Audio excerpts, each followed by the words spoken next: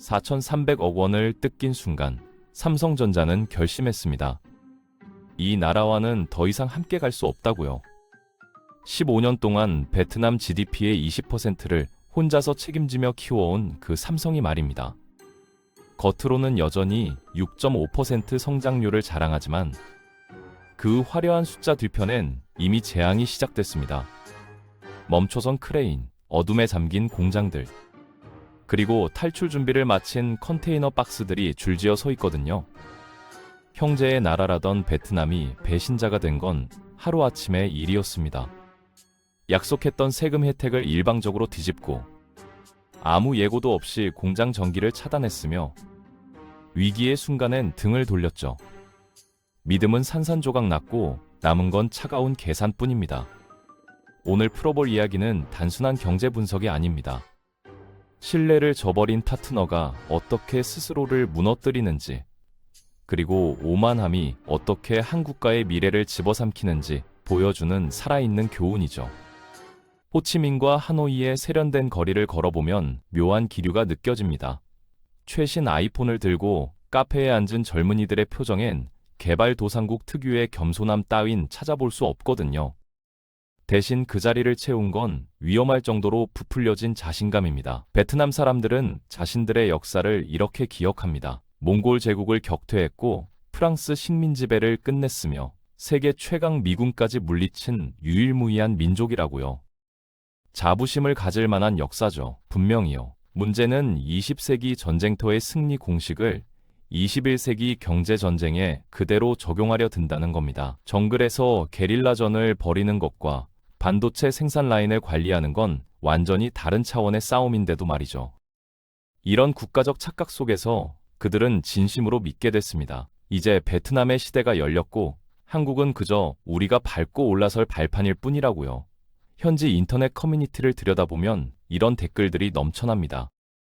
한국을 5년이면 따라잡는다. 삼성 없어도 우리한텐 빈페스트가 있다. 삼성이 나가면 테슬라나 애플이 줄을 설 거라는 식이죠. 기가 막힌 소리입니다.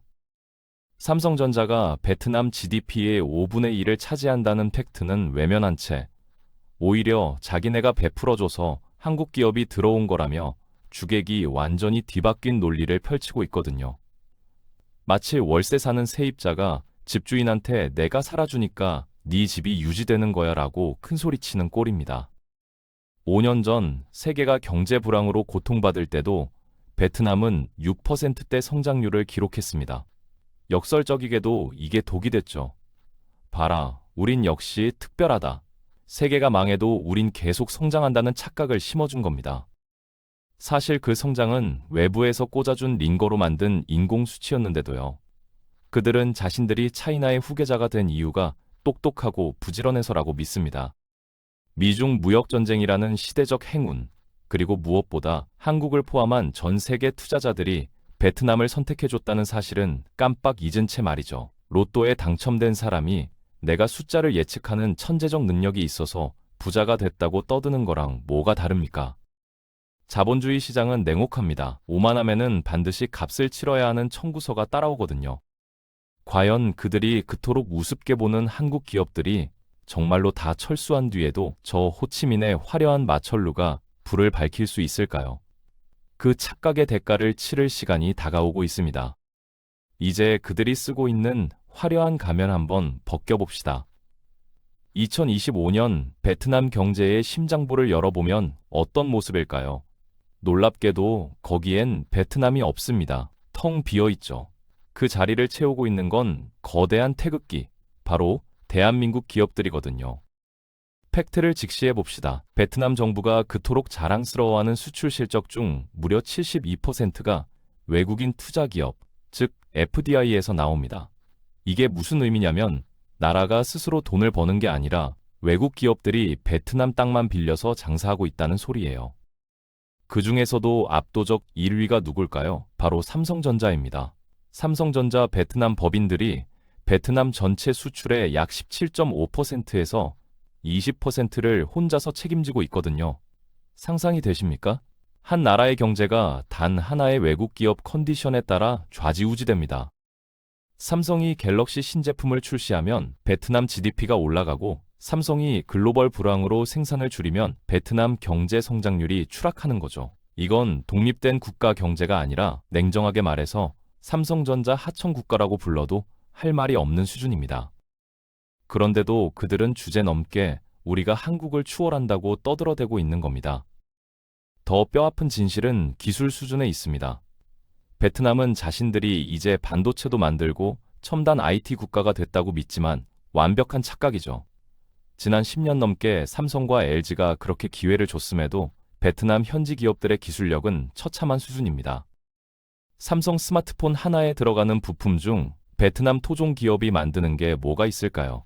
고작해야 포장 박스, 설명서 종이, 플라스틱 케이스 정도입니다. 핵심 칩, 디스플레이, 배터리는 전부 한국에서 가져오거나 한국 협력사들이 만들거든요. 기술 이전을 안 해준 게 아니라 그들이 받아먹질 못한 겁니다. 결국 전 세계 매장에 진열된 메이드 인 베트남이라는 라벨은 거대한 허상이나 다름없습니다. 사실상 메이드 바이 코리아, 한국에 의해 생산된 제품일 뿐이죠. 한국 기업들이 공장 지어주고, 기계 설치해주고, 기술 가르쳐주고, 월급 주면서 손목 잡고 끌어올린 경제. 그게 지금 베트남의 민낯입니다. 만약 지금 당장 한국 기업들이 더는 못 참겠다며 짐을 싸서 나간다면 어떻게 될까요? 그들이 자랑하는 스마트폰 수출국 타이틀은 하루아침에 증발합니다. 반도체 꿈은 신기루가 되는 거죠. 그 순간 베트남은 다시 1990년대로 돌아가 쌀국수가 아닌 쌀을 팔고 커피 원두나 볶아서 파는 가난한 농업국가로 전락하게 됩니다. 이것이 부정할 수 없는 그들의 진짜 성적표입니다. 주인과 손님도 구분 못하는 이 상황, 참으로 기가 막히지 않습니까? 남의 돈으로 산 명품 정장을 입고 자기 거라고 우기는 꼴이거든요. 베트남 경제라는 화려한 건축물, 그 기둥과 뿌리는 대한민국이 박아줬는데 이제 좀 살만해졌다고 그 기둥을 걷어차려는 베트남이 자신들의 생명줄이 누구 손에 쥐어져 있는지도 모르는 이 배은망덕한 현실이야말로 그들의 몰락을 앞당기는 진짜 이유입니다. 삼성에게 베트남은 단순한 해외 공장이 아니었습니다.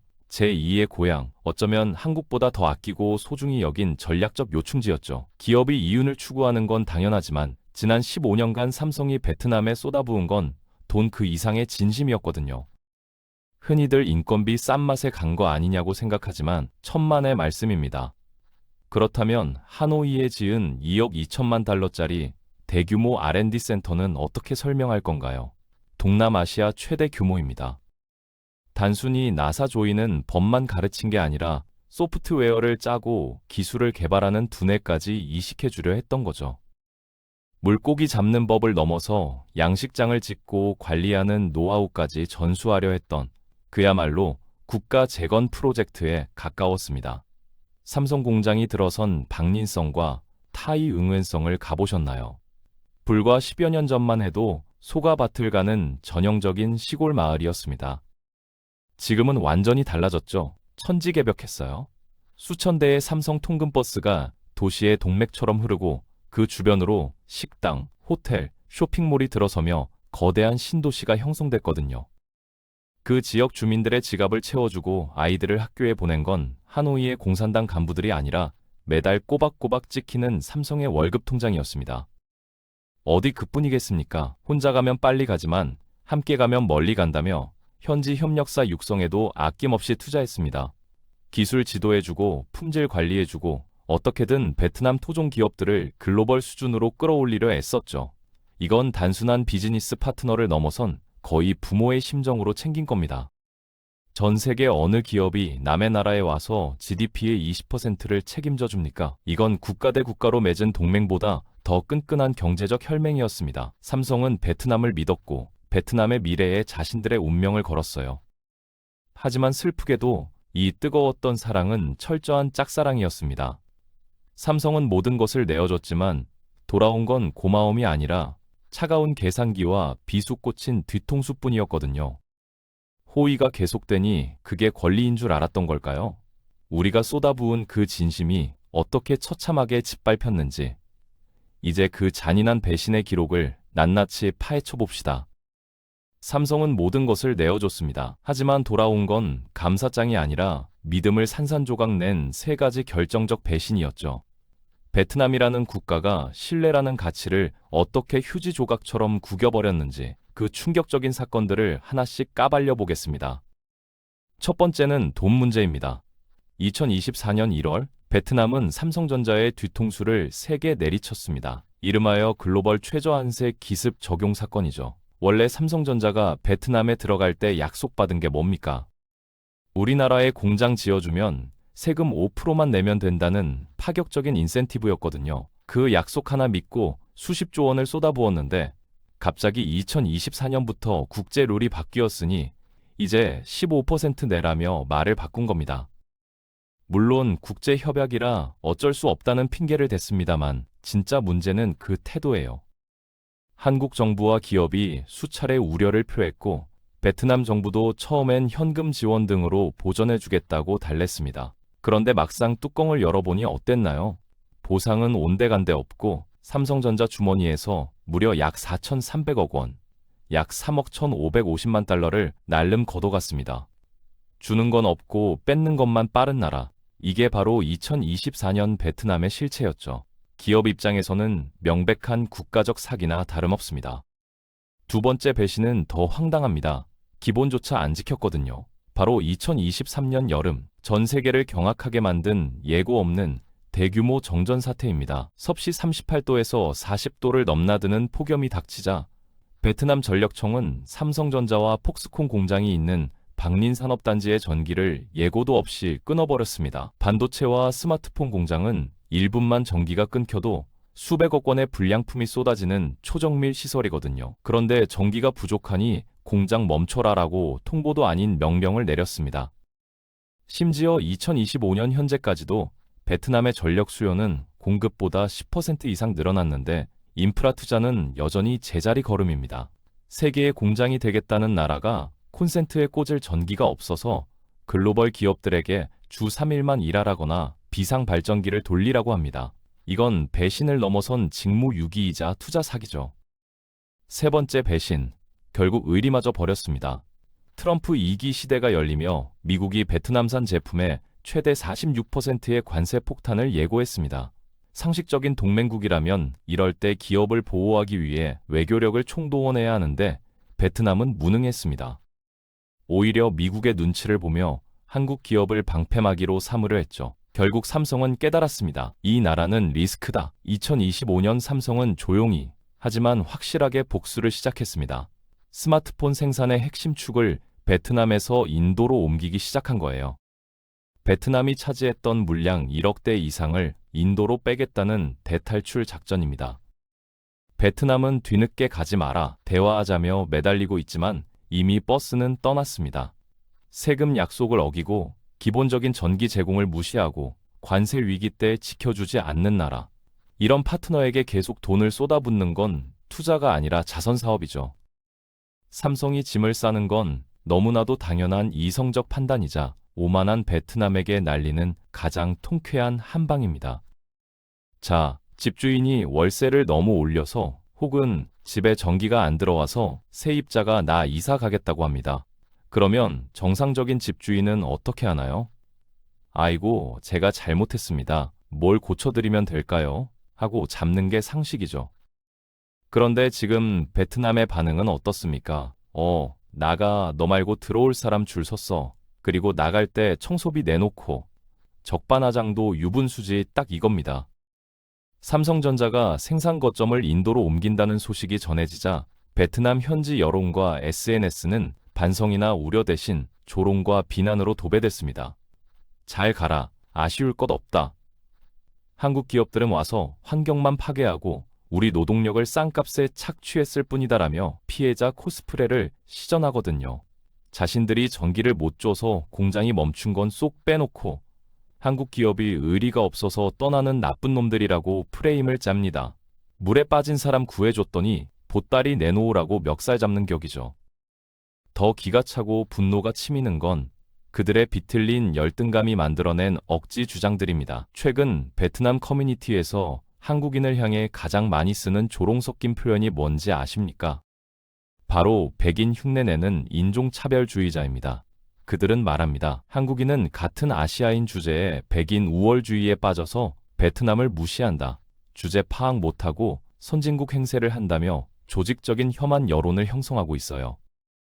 정말 웃기는 짬뽕 같은 이중성입니다. 프랑스나 미국 같은 서구권 관광객들이 오면 헬로 마이 프렌드 하며 굽실거리고 친절을 베풀면서 정작 자신들의 경제를 밑바닥부터 끌어올려준 한국인 관광객이나 기업인들에게는 돈 좀 있다고 잘난 척한다며 나를 세우거든요. 한국이 베트남을 무시하는 게 아니라 그들이 스스로 무시당할 짓을 골라서 하고 있다는 사실은 죽어도 인정하지 않습니다.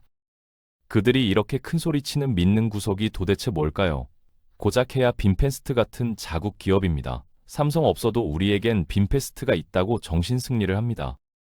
천문학적인 적자를 내고 있는 내수용 자동차 회사가 글로벌 초일류 기업 삼성의 빈자리를 채울 수 있다고 믿는 그 근거 없는 자신감. 이건 자존심이 아니라 집단적 망상에 가깝습니다. 은혜를 원수로 갚는 나라, 고마움을 모르는 민족에게 남은 미래는 고난뿐이라는 걸 그들만 모르고 있어요. 오만함으로 가득 찼던 그들의 콧대, 그 대가는 2025년 현재 처참한 경제적 식물인간 상태로 돌아왔습니다. 지금 호치민과 하노이의 밤거리를 걸어보면 그 몰락의 징후를 온몸으로 느낄 수 있거든요. 화려했던 네온사인은 꺼졌고 도시의 스카이라인을 채우던 크레인들은 멈춰섰습니다. 곳곳에 짙다가 만 회색 콘크리트 괴물들이 흉물스럽게 방치돼 있죠. 부동산 불패 신화는 박살났습니다. 투기 광풍이 휩쓸고 간 자리엔 매매 팻말만 묘비처럼 꽂혀 있지만 정작 사려는 사람은 아무도 없어요. 거품이 터지며 중산층의 자산이 허공으로 증발해버린 겁니다. 이 총체적 붕괴의 진원지는 바로 베트남 역사상 최악의 금융 스캔들, 무려 270억 달러, 베트남 GDP의 3%가 넘는 천문학적인 돈이 한 여자의 주머니로, 그리고 허공으로 사라졌거든요. 이게 얼마나 끔찍한 일이냐면 단순히 은행 하나가 망한 게 아니라 베트남 금융 시스템은 사기판이다라는 불신이 뼈에 사무치게 박혀버린 겁니다. 그 결과 2025년 베트남의 자금 시장은 말 그대로 뇌사 상태에 빠졌습니다. 기업들이 돈이 말라 죽어가는데 채권을 발행해도 아무도 거들떠보지 않습니다. 은행은 무서워서 대출을 잠갔고 투자자는 믿을 수 없어서 지갑을 닫았죠. 자본주의 사회에서 신용이 증발했다는 건 산소호흡기가 떼어졌다는 뜻입니다. 돈맥경화에 걸린 기업들은 멀쩡한 자산을 헐값에 팔아치우며 하루하루 연명하고 있어요. 산업 현장의 풍경은 더 참혹합니다. 삼성과 한국 기업들이 떠날 채비를 하자 그 빈 공간의 공포가 현실로 닥쳤거든요. 한국인 필요 없다고 큰소리쳤지만 정작 한국 공장들이 가동을 줄이자 박민성과 박장성 공단은 유령 도시가 되어가고 있습니다. 출근 시간마다 도로를 가득 메우던 수만 대의 오토바이 행렬은 사라졌고 그들을 상대로 밥을 팔고 커피를 팔던 자영업자들은 줄도산했습니다. 임대 문구가 덕지덕지 붙은 빈 공장 벽면엔 곰팡이만 피어나고 있죠. 그런데도 베트남 정부는 여전히 펀더멘털은 튼튼하다, 일시적 조정이다라며 앵무새 같은 소리만 반복합니다. 현실은 시궁창인데 통계 숫자만 붙들고 우리 괜찮아 라고 정신승리하는 꼴이에요. 하지만 시장은 거짓말을 하지 않습니다. 외국인 투자자들은 이미 베트남 주식을 역대 최대 규모로 팔아치우고 탈출했거든요. 환율은 요동치고 물가는 치솟는데 월급은 밀리는 이 생지옥. 이것이 바로 주제 파악 못하고 투자자를 조롱했던 나라가 맞이한 2025년의 차가운 성적표입니다. 무너지는 소리는 쿵하고 나지 않습니다. 돈이 말라비틀어지는 바스락거리는 소리로 가득 차 있을 뿐이죠. 도대체 왜 잘나가던 베트남이 하루아침에 이 모양 이 꼴이 됐을까요? 세계 경제가 어려워서? 트럼프가 무서워서? 아닙니다. 진짜 원인은 베트남 내부에 숨어있는 두 마리의 거대한 괴물 때문입니다. 바로 스스로 멈춘 관료 조직과 기본이 안 된 인프라죠. 아이러니하게도 그들이 자랑하는 부패 척결 운동, 일명 불타는 용광로 캠페인이 첫 번째 몰락의 원인입니다. 공산당 서기장이 부패한 자는 누구든 처벌한다며 칼을 뽑아든 것까지는 좋았어요. 수천 명의 공무원이 옷을 벗고 감옥에 갔습니다. 겉보기엔 정의가 실현된 것 같죠. 하지만 그 부작용으로 행정 시스템 전체가 식물인간이 되어버렸습니다. 지금 베트남 공무원 사회의 제1원칙이 뭔지 아십니까? 아무것도 하지 마라. 그러면 아무 일도 일어나지 않는다입니다. 결제 서류에 도장을 찍는 순간 책임질 일이 생기고 자칫하면 감옥에 갈 수 있으니 아예 결제판을 서랍 속에 처박아 두고 버티는 겁니다. 기업이 공장을 짓겠다고 인허가 서류를 내면 예전엔 뒷돈 받고 빨리 처리해줬는데 지금은 돈도 안 받고 일도 안 해요. 지하철 공사가 멈추고 도로 포장 예산이 집행되지 않아 돈이 국고에서 썩어가고 있습니다. 부패한 정부보다 더 무서운 건 아무것도 하지 않는 무능한 정부라는 말이 베트남 현실을 정확히 꿰뚫고 있거든요. 스스로 손발을 묶어버린 이 황당한 자해 공갈 행정이 베트남 경제의 숨통을 조이고 있는 겁니다. 두 번째 원인은 더 심각합니다. 전기가 없는 첨단 국가라는 코미디 같은 현실이죠. 베트남 정부는 입만 열면 4차 산업혁명, 디지털 전환, 반도체 허브를 외칩니다. 듣기엔 그럴싸합니다. 그런데 정작 그 첨단 공장을 돌릴 전기가 없어요. 2023년에 그 끔찍했던 정전 사태, 단순히 날씨 탓이 아니었습니다. 지난 수년간 베트남은 부동산 투기에만 미쳐 있었지 발전소를 짓고 송전망을 까는 기본 인프라 투자에는 땡전 한 푼 쓰지 않았거든요. 전력 수요가 매년 10%씩 폭증하는데 공급 능력은 제자리 걸음입니다. 현재 상황은 어떻습니까? 여전히 삼성, 폭스콘 같은 글로벌 기업들에게 전기 아껴 써라, 공장 가동 줄여라 공문을 보내고 있습니다. 반도체 공장은 24시간 1초도 멈추지 않고 돌아가야 하는데 전기 없으니 낮에만 돌리라는 게 말이 됩니까? 집에 콘센트도 없으면서 최고급 냉장고를 사들이는 꼴입니다. 기본 중에 기본인 전력조차 공급하지 못하는 나라가 무슨 AI를 하고 반도체를 합니까?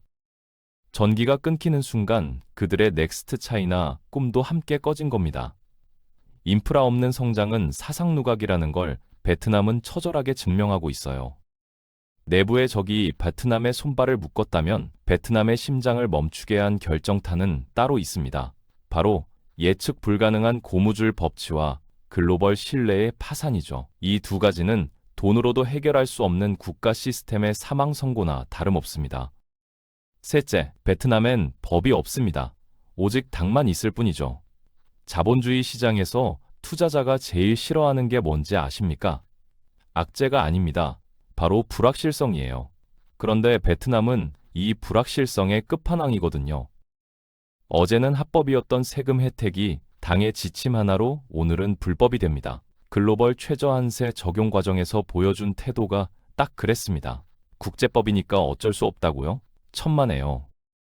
다른 국가들은 자국에 투자한 기업을 보호하기 위해 우회적인 보조금이나 세액 공제로 약속을 지키려 노력했습니다.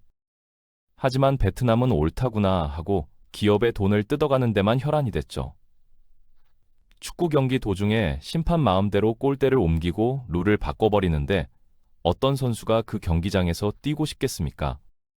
계약서보다 공산당 간부의 말 한마디가 더 위에 있는 나라, 사람 개인의 말 한마디에 지배되는 나라에 수조 원을 묻을 바보는 이제 더 이상 없습니다.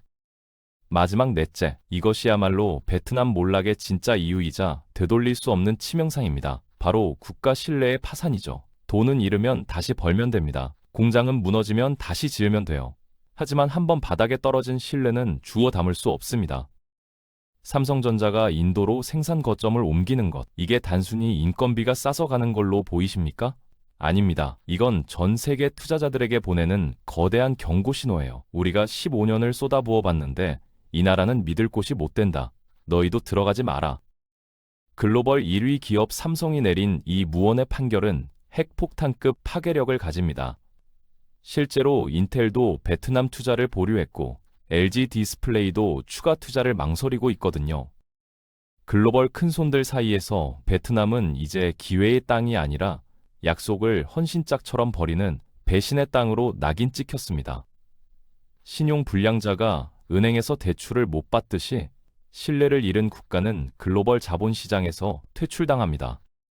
지금 베트남이 겪고 있는 외자 이탈과 주가 폭락은 단순한 경기 변동이 아니에요. 너희와는 더 이상 거래하지 않겠다는 전 세계의 냉혹한 손절 선언입니다.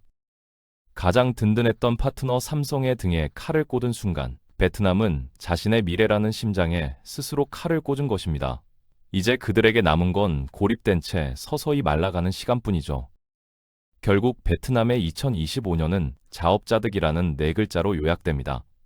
넥스트 차이나라는 장밋빛 환상은 깨졌고 남은 건 신뢰를 잃고 표류하는 제2의 베네수엘라의 그림자뿐이에요. 이제 대한민국은 베트남을 향한 막연한 온정주의를 버리고 냉혹한 비즈니스 마인드로 무장해야 합니다. 우리는 형제의 나라라는 감성적인 가스라이팅에 더 이상 속지 마십시오. 믿을 수 없는 파트너에게 올인하는 것은 의리가 아니라 호구가 되는 지름길이거든요. 삼성의 인도행은 우리에게 명확한 해답을 줍니다.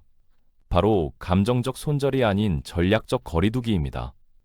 베트남에 몰빵했던 리스크를 인도, 인도네시아 등으로 분산시키고 그들이 다시 전기를 공급하고 약속을 지킬 때까지 투자의 수도꼭지를 잠가야 해요. 신뢰를 회복해라. 그러면 그때 다시 얘기하자. 이것이 우리가 던져야 할 유일한 메시지입니다. 국제사회엔 영원한 친구도 영원한 적도 없습니다. 오직 냉정한 이익만이 존재할 뿐이죠. 베트남의 몰락을 반면교사 삼아 이제는 신뢰 없는 의리 대신 냉철한 계산서로 우리의 미래를 지켜야 할 때입니다. 여러분은 어떻게 생각하십니까? 과연 베트남이 신뢰를 회복하고 다시 기회를 잡을 수 있을까요? 아니면 이대로 제2의 베네수엘라가 되어 성장을 멈출까요? 여러분의 소중한 의견 댓글로 기다리겠습니다. 현명한 판단이 우리의 미래를 지킵니다.